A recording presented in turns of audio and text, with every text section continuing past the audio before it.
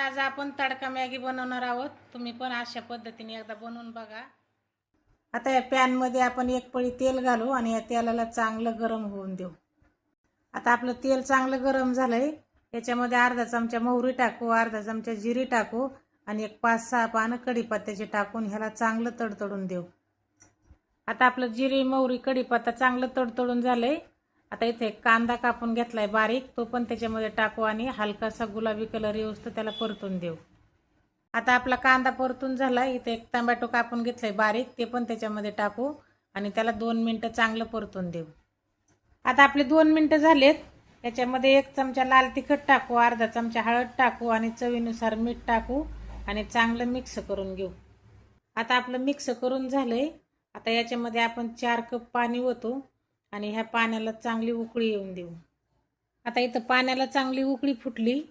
आता ही 2 पाकिट मॅगी घेतली मी, त्याचे बारीक तुकडे केले। तर आता याला हलकं मिक्स करून मॅगी सोबत आलेला हा मसाला आपण त्याच्यात टाकून घेऊ आणि मसाला टाकल्याच्या नंतर याला चांगलं मिक्स करून आता हे चांगलं मिक्स करून झालंय।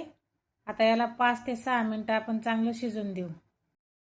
आता आपले 5-6 मिनिटं झाले। तर आता आपली मॅगी शिजून झाली। आता याच्यावर थोडीशी आपण वरून कोथिंबीर टाकून घेऊ। आता आपली तडका मॅगी तयार झाली। तर मंडळी, तुम्हाला ही रेसिपी कशी वाटली आम्हाला कमेंट करून सांगा।